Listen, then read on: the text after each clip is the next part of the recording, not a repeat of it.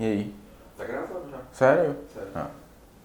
E aí pessoal, meu nome é Luiz, eu sou estudante de Medicina do 8º semestre da Universidade Federal da Bahia e hoje eu estou aqui para falar para vocês sobre duas entidades clínicas muito importantes na prática médica, as celulites e as erisipelas. E aí, você saberia diferenciar no seu consultório, observando o paciente, pela história, observando a lesão? Vamos lá, se liga no desafio então. Uma paciente do sexo feminino, 40 anos, portadora de diabetes, chega para você no consultório com a lesão avermelhada, eritematosa, dolorosa e edemaciada em membro inferior direito. No exame físico você percebe que é uma lesão bem delimitada. E aí, só com essa história clínica você saberia dizer se é uma celulite ou erisipela? Aproveita que você vai responder essa pergunta nos comentários aqui embaixo e se inscreve no canal e fique ligado nos próximos vídeos. Então galera, as epidermites são infecções, como as erisipelas e celulites, que são na verdade causadas por bactérias piogênicas, o Streptococcus pyogenes e o Staphylococcus aureus como seus principais representantes. As erisipelas, inicialmente, são infecções agudas da derme, ou seja, o indivíduo vai ter um cometimento agudo com sintomas bem importantes. Elas, em geral, são mais causadas por germes como o Streptococcus beta-hemolítico do grupo A, embora em alguns casos, raramente, a gente possa ter o Staphylococcus aureus implicado também. Quais são os pacientes que a gente vai ter mais relacionados com essas infecções? Qual é o paciente que tem a maior predisposição? São aqueles indivíduos que têm diabetes mellitus, por exemplo, úlcera, pacientes com insuficiência venosa crônica, pacientes que tiveram algum trauma em membro inferior, pacientes que estão desnutridos e também, em algum caso específico, bebezinhos recém-nascidos. O coto umbilical é uma importante porta de entrada para essas infecções. As erisipelas elas acontecem quando a gente tem uma ruptura da barreira mecânica de proteção do nosso organismo, que é a pele, o maior órgão do corpo humano. Eu achei o bebezinho fofo, por isso que eu tô mantendo. Você tá achando ruim?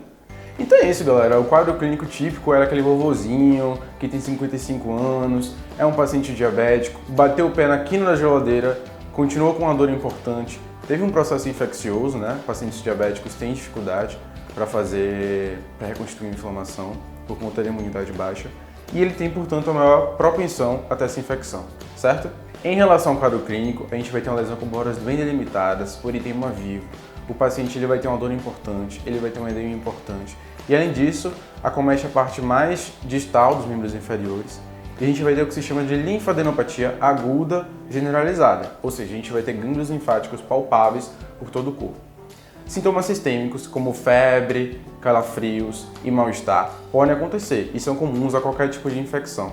E nesse caso, das erisipelas, são inclusive mais importantes, acometem o paciente mais subitamente. As celulites, por sua vez, são infecções que acometem mais a derme e o tecido subcutâneo, e elas são mais causadas pelo Staphylococcus aureus, embora em alguns casos, anaeróbios e bactérias gram-negativas também possam causar essas infecções, principalmente em paciente imunossuprimido. Com relação ao aspecto clínico da lesão, diferentemente das erisipelas, a gente vai ter lesões com eritema, ou seja, vermelhidão menos importante. A gente vai ter bordas menos delimitadas, aqueles sintomas, na verdade, sistêmicos de infecção, como mal-estar, calafrios e febre, vão ser menos proeminentes, ou seja, esses pacientes eles têm um curso de doença mais arrastado. Esses sintomas são menos súbitos. A infecção ela pode se disseminar através dos vasos linfáticos, causando o que a gente chama de linfangite, e pode também se disseminar através da circulação sanguínea, cursando com bacteremia. Então, a principal forma de diferenciar essas duas lesões é justamente no fato de que as erisipelas elas vão ter bordas mais delimitadas, e essa vermelhidão, esse eritema vai ser mais vivo, e a gente tem um edema também mais importante, se você for comparar com as celulites. Além disso, uma coisa importante a levar em consideração é que o diagnóstico dessas duas entidades definitivo vai ser dado com a cultura. Apesar disso, a gente pode ter o diagnóstico clínico com base na história e no exame físico, e isso por si só permite que a gente faça o tratamento com antibiótico-terapia. Mas a gente não está aqui para decorar as coisas, beleza? Vamos entender um pouco melhor então. A gente tem 3 camadas na pele. A gente tem a epiderme, a derme e a hipoderme. Então é fácil a gente imaginar que se a gente tem uma lesão que acomete mais a derme do que a hipoderme, a gente vai conseguir visualizar melhor através da pele essa alteração. As celulites, como acometem a hipoderme, fica um pouco mais difícil de visualizar e é por isso que as bordas elas são menos delimitadas do que as erisipelas, que são mais superficiais. Então gravem isso, quanto mais superficial, mais nítida fica a delimitação das bordas da lesão. Então, pessoal, outra coisa muito importante, tão quanto conhecer sobre essas informações, é saber que na prática a gente nem sempre vai observar tudo isso que a gente lê em livros e com base na literatura mesmo. Pode ser que a gente observe uma lesão que não seja tão específica de uma celulite ou de uma erisipela. Em algumas situações, a gente pode ter esses dois quadros se misturando, por exemplo, e aí o tratamento ele vai ser instituído com base nas duas suspeitas. Depois, posteriormente, com o resultado da cultura, em que você vai saber o germe mais especificamente, é que você vai nortear a sua conduta e mudar a antibiótico-terapia se for necessário.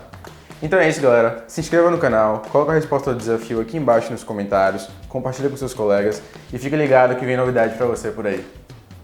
Nesse momento o meu cortisol tá alto pra caramba, assim, ó, sabe?